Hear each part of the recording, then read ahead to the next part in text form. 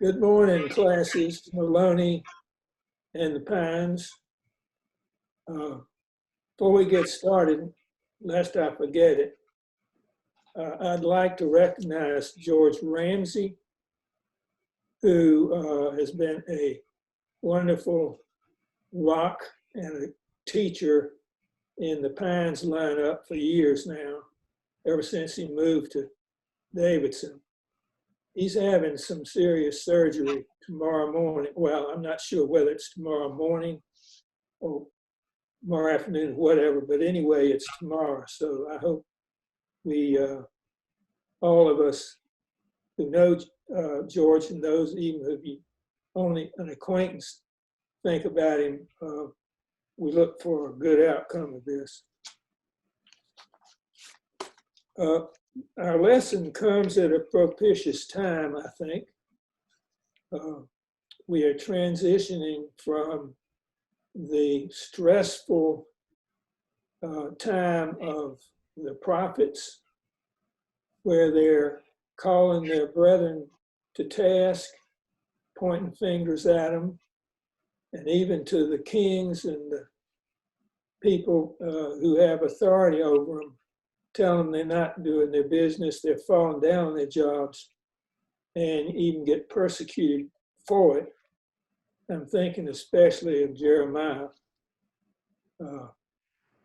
Jeremiah, the person about whom Isaiah said it, but he didn't have Jeremiah in mind particularly, but it sticks, man of sorrow and acquainted with grief. It was stressful time, especially towards the end of Jeremiah's career, which was during the beginning of the Babylonian exile. He and his scribe, Baruch, who turned out to be, I think of him as his partner, disciple, endured 18 months of a siege on Jerusalem until it finally collapsed. And folks were trotted off by Nebuchadnezzar off to exile. That's hard to imagine. We've been in a sense under siege, what, March and April and May, part of March, 2.5 months. And already we're chafing. And we're really not so miserable if we think about it. But anyhow, it's a tough time, but think of what it was for Jeremiah. We've entered a time, though, where we are forced to ask ourselves serious questions. We're not so busy. We look ourselves in the mirror and say, what are you doing? What is the purpose of your life? How are you living? And this is the segue into Proverbs, and in particular, and into the wisdom literature in general.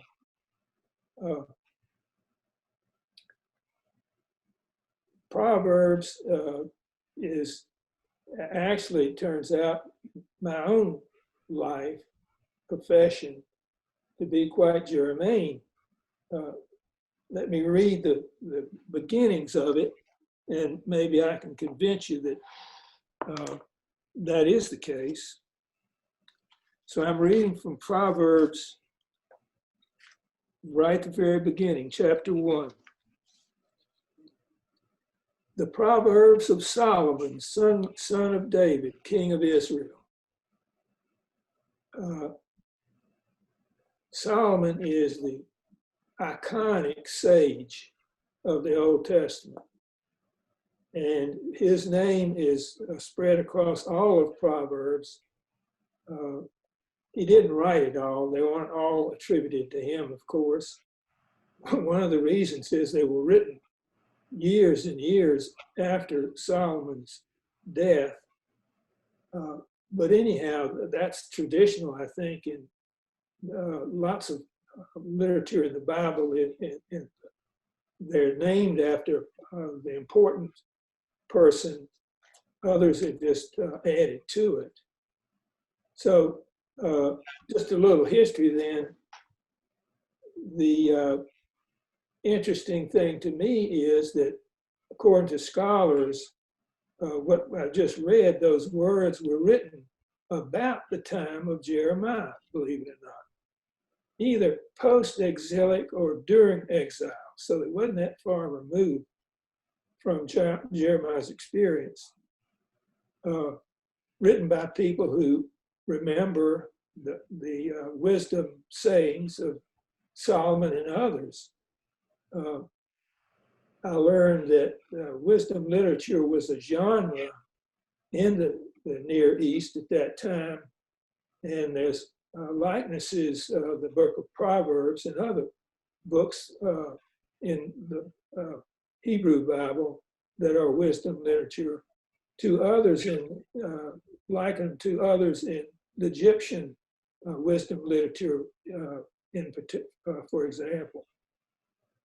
So we've got some sage who's going to tell us some things, and let's see what we're told.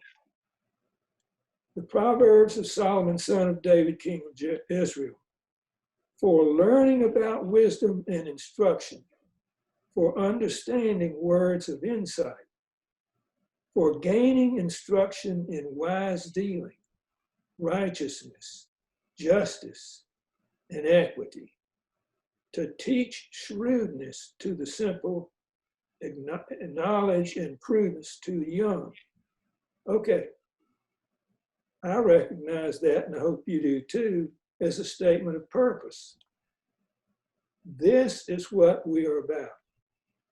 And now the connection to my profession, that is teaching. To teach to the simple, the uninitiated, to teach shrewdness to the uninitiated, knowledge and prudence to the young. Scholars say that this was the education of the nobility back during Solomon's time. Those who, let's say later on in England, would go to Eton School. You look at the prime ministers of the United Kingdom, of Great Britain, and most of them have been to Eton. So we're talking about young men. Well, that's because they ended up being in leadership positions, but it could be anybody today. And so I'd like to think about the statement of purpose. I just mentioned that in our times today, during this coronavirus period, when we're not quite as busy, to look ourselves in the mirror and say, what is our statement of purpose? What are we about? Well,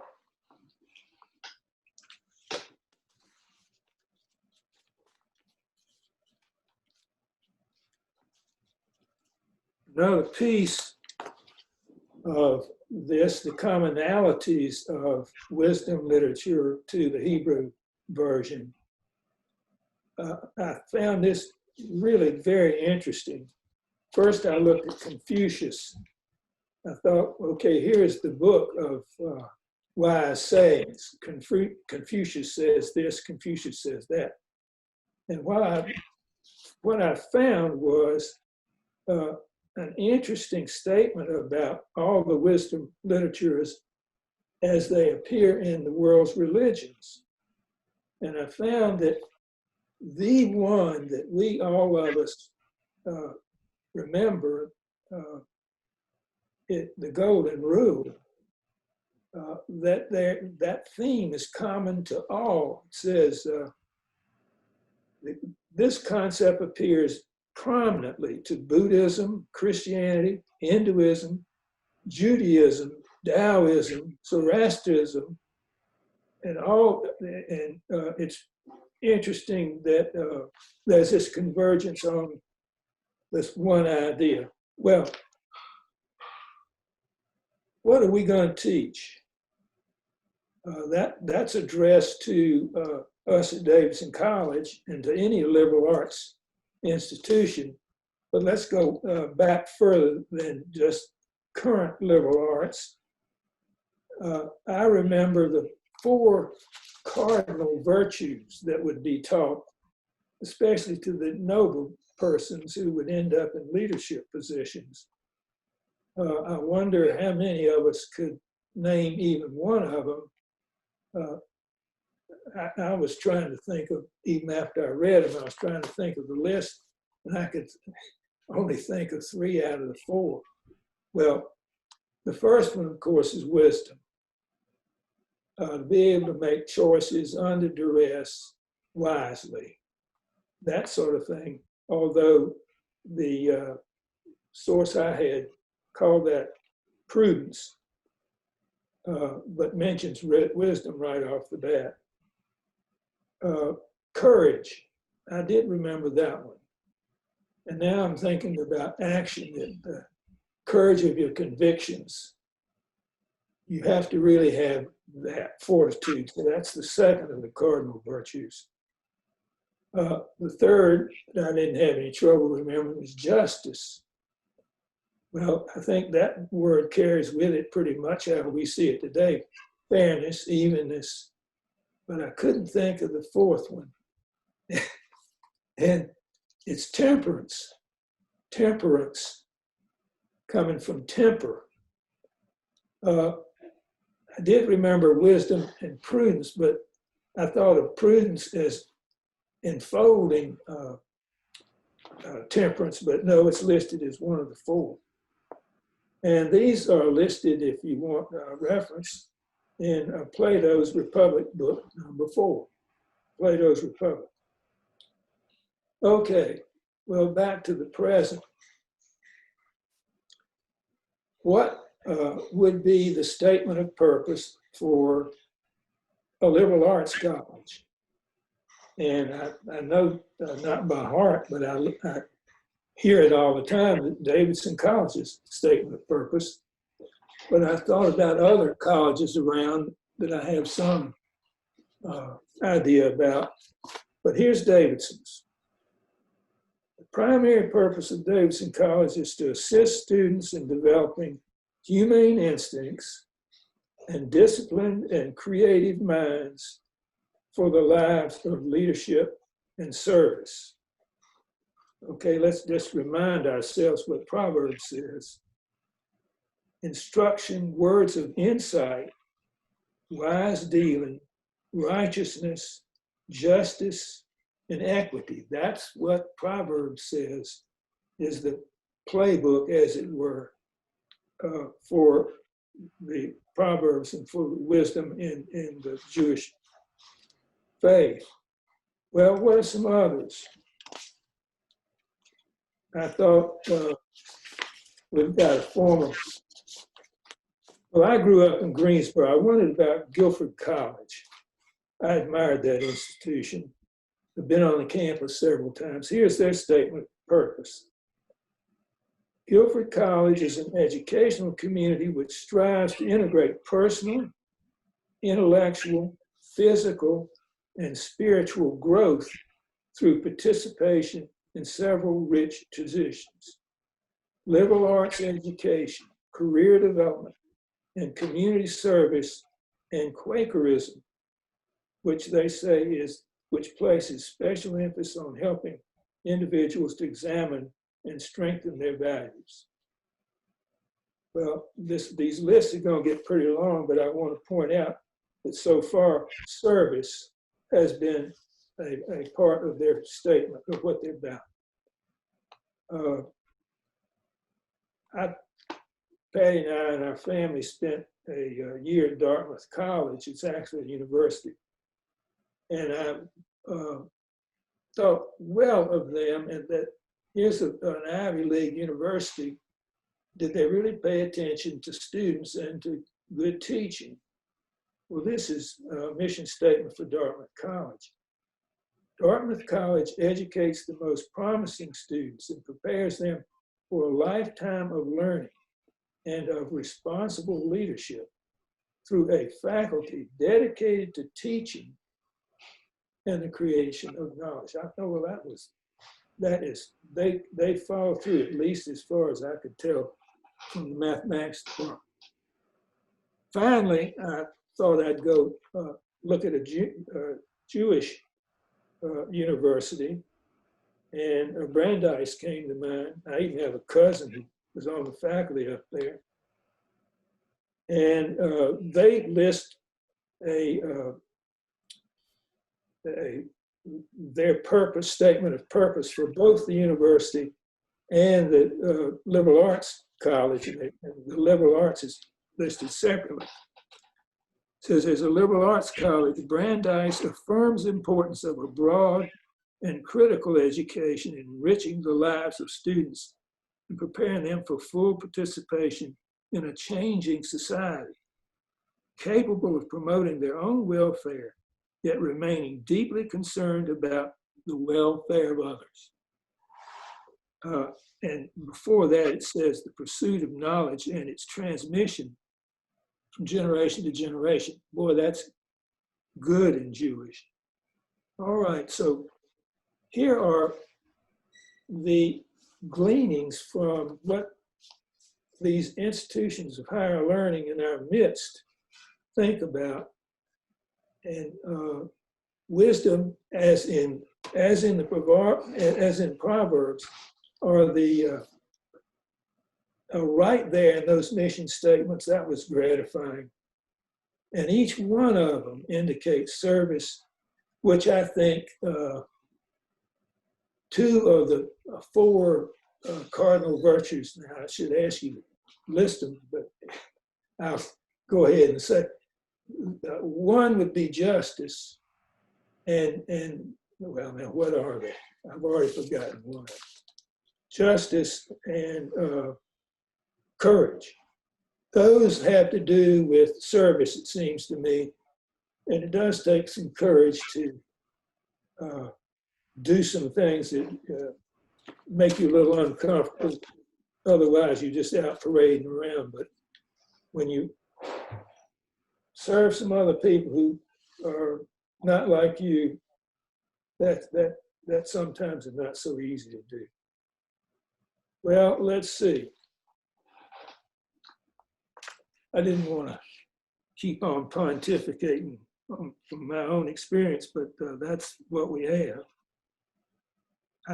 Let's look at the piece that I certainly want to mention more just by looking at the scripture lesson. Now I'm reading from verse 20, 21 and 22. Wisdom cries out in the streets, in the squares, she raises her voice. Sophia is the name of the personification of wisdom for the Hebrews. You can see where that comes from. You know, philosophers are supposed to be described as lovers of wisdom. Philos, Sophia, philosophy. That's like Philadelphia, the love of brothers. So interesting that wisdom is, to think about wisdom is to think about a person and not an abstract noun. And this person happens to be female. Wisdom cries out in the street, in the squares, she raises her voice. As the busiest corner, she cries out. Well, boy, we've got that now, but we don't have wisdom crying out. We've got knowledge, both sides knowledgeable, crying out, and they are crying out against each other. We've got this valley between voices we hear forever on the news.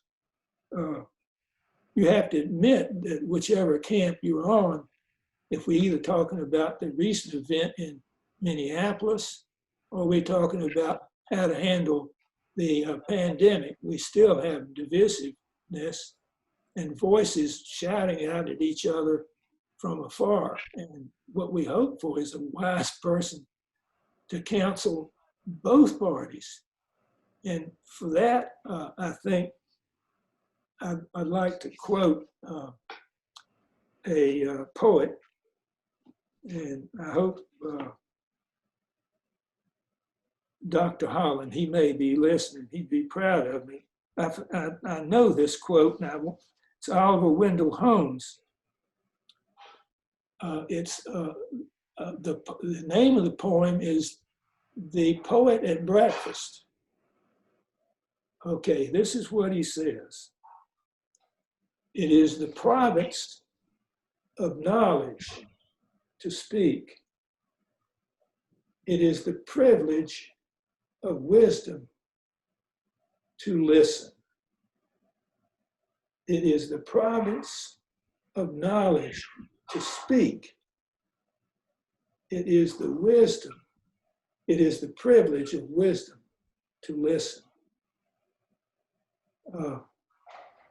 My mother at our breakfast nook, when we were growing up, it's a tiny place, we had 6 of us, and we sat on benches facing each other for breakfast. Not every morning, but some.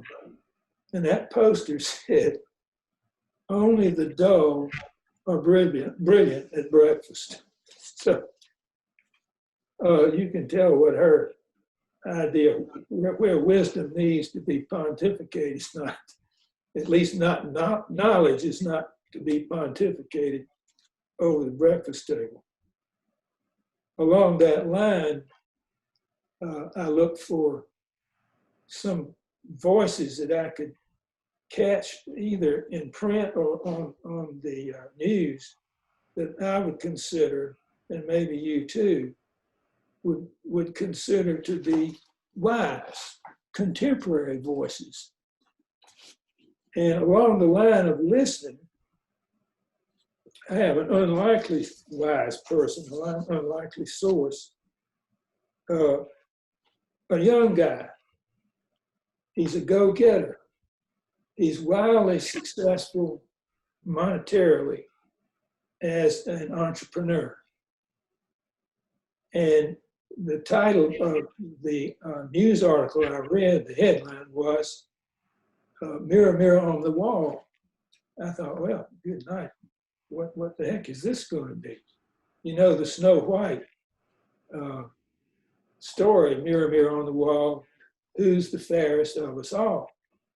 And who, whatever this woman's name, whatever position is, she wants to be the fairest. Well, of course, Snow White is. Well, how in the world does that occur? Well, our hero, his name is Jeff Weiner, a young entrepreneur, successful entrepreneur. He said he was teaching or coaching 3 teams from an unnamed university, of university students who have come up with entrepreneurial ideas for starting a company. And he was to coach them and actually give them feedback. And he listened to all 3. And one of the teams that entered the contest following his coaching, I guess it was a national contest for best idea for a business. One of the leaders of that team would just kept talking him down about he had a better idea than our Jeff Warner had. Well, the reason for the article was, of the 3 teams there in the competition which ensued, 2 of them got 1st and 2nd places in the nation, and the 3rd one didn't even place. And so the mirror, mirror on the wall, who's the fairest of them all? He says, the bottom line is, let's see, how should he put it? Well, what he said is, in the article, the bottom line is, when you look in the mirror, shut up and listen to response. Listen. I think that is easier said than done, especially if you have knowledge. Like I get turned on in conversations about global warming. Oh, and I've actually done some mathematical modeling on it and so forth and so on. It's awfully hard for me to listen to opposing views based on knowledge just as well as mine. In fact, I'm looking at a book called The Wizard and the Prophet that I read that helped me immensely, that there's more than one voice there. So we do look for voices of wisdom today, and I'll share with you two more, and then we'll close. Let's see. We're getting time anyway. So I got two more things to share before we close. And this is on people I thought I would consider wise or prudent. One is the director of emergency management, a guy named Mike Sing in North Carolina, a guy named Mike Sprayberry. Now, we don't look at the local news. We're just 6 o'clock scholars with the PBS News. So this guy's unknown to me, but he was written up as a director of emergency management. Of course, during this crisis, that's exactly what we have, is emergency. He gives the number of new cases, the statistics in the state of North Carolina, new deaths and so forth, and then the totals. But he always ends up with the following two sentences, and this is where I think he's a voice of moderation and would stand as somebody who might be wise. Here's how he ends it up. As always, don't forget to look out for your family, friends, and neighbors, he says, and call your loved ones daily. I guarantee you they'll appreciate it. With kindness and cooperation, we'll all get through this together as one team, one mission, and one family. A real voice of moderation. Okay, the other one and the last one is a rabbi, Rabbi Greenberg. He's president of J.J. Greenberg Institute for Advancement of Jewish Life. Well, I wanted to make sure I told you the source of this thing, but he had a big article in the paper.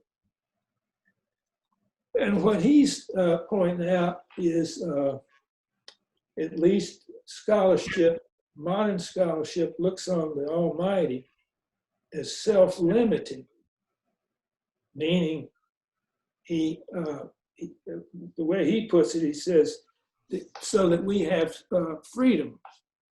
And the point is, self-limiting is that God allows natural disasters. So the rabbi is writing about folks who say that it is God's will if we have a natural disaster like what we have in today. That it's God's will that we're being punished. And he says, no, that's not the case. God doesn't wish us ill. He wishes that we would do something to help others. There again, there's that word service coming to the fore. Would do something to help others through this crisis, to help do God's will. And then he lists them, of course, we've all heard, distance, social distance, and so forth and so on. So those are the people that I think are voices for moderation, and that we should just be glad that we have them. We're also happy to have voices of knowledge that speak to us. As Wendell Holmes said, we're going to hear those, and we should listen to both sides. But our is to at least to emulate a sage, and that is be prudent, be restrained, and try to see the good on both sides. And that's some homespun sage coming from somebody who doesn't consider himself much of a sage. Well, again, I'll stop here. I'm looking at John's Zoom background. You know, you can pick a background, and he's got symbolically, boy, it is something. It's a picture looking up at the DCPC steeple, and right at the very top in the background is an arc of a rainbow, and it goes from the right side of his background to the top. The rainbow touches right at the very top. Make that come in there for you, Richie. Yeah, good. Okay, goodbye.